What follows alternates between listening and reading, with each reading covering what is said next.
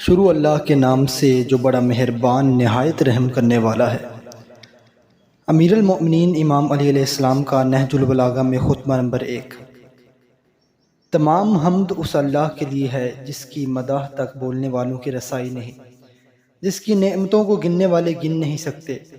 نہ کوشش کرنے والے اس کا حق ادا کر سکتے ہیں، نہ بلند پرواز ہمتیں اسے پا سکتی ہیں، نہ عقل و فہم کی گہرائیاں اس کی تہ تک پہنچ سکتی ہیں۔ اس کے کمال ذات کی کوئی حد معین نہیں، نہ اس کے لیے توصیفی الفاظ ہیں، نہ اس کی ابتدا کے لیے کوئی وقت ہے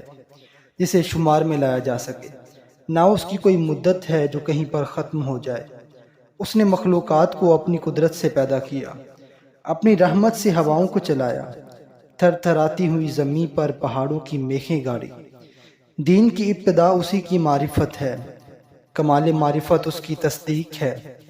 کمال تصدیق توحید ہے، کمال توحید تنزیہ و اخلاص ہے، اور کمال تنزیہ و اخلاص یہ ہے کہ اس سے صفتوں کی نفی کی جائے، کیونکہ ہر صفت شاہد ہے کہ وہ اپنے موصوف کی غیر ہے، اور ہر موصوف شاہد ہے کہ وہ صفت کے علاوہ کوئی چیز ہے۔ لہٰذا جس نے ذات الہی کے علاوہ صفات مانے، اس نے ذات کا ایک دوسرا ساتھی مان لیا، اور جس نے اس کی ذات کا کوئی اور ساتھی مانا، اس نے دوئی پیدا کی۔ جس نے دوئی پیدا کی، اس نے اس کے لیے جز بنا ڈالا، اور جو اس کے لیے جز کا قائل ہوا وہ اس سے بے خبر رہا، اور جو اس سے بے خبر رہا اس نے قابل اشارہ سمجھ لیا، اس نے اسے قابل اشارہ سمجھ لیا، اور جس نے اسے قابل اشارہ سمجھ لیا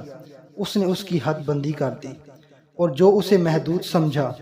وہ اسے دوسری چیزوں ہی کی قطار میں لے آیا، اور جس نے یہ کہا کہ وہ کسی چیز میں ہے اس نے اسے کسی شے کے ضمن میں فرض کر لیا،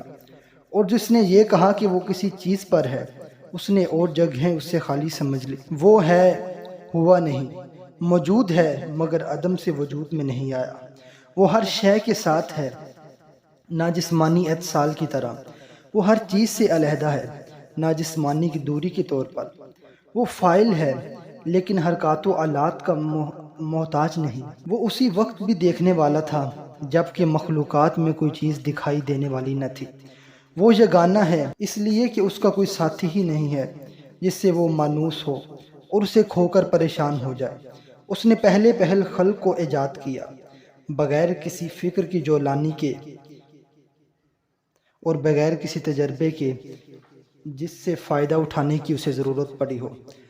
اور بغیر کسی حرکت کے جسے اس نے پیدا کیا، اور بغیر کسی ولولہ اور جوش کے جس سے وہ بےتاب ہوا ہو۔ ہر چیز کو اس کے وقت کے حوالے کیا، بے جوڑ چیزوں میں توازن و ہم آہنگی پیدا کی، ہر چیز کو جداگانہ طبیعت و مزاج کا حامل بنایا اور ان طبیعتوں کے لیے مناسب صورتیں ضروری قرار دی۔ وہ ان چیزوں کو ان کے وجود میں آنے سے پہلے جانتا تھا، ان کی حد و نہایت پر احاطہ کیے ہوئے تھا، اور ان کے نفوس و اعضاء کو پہچانتا تھا۔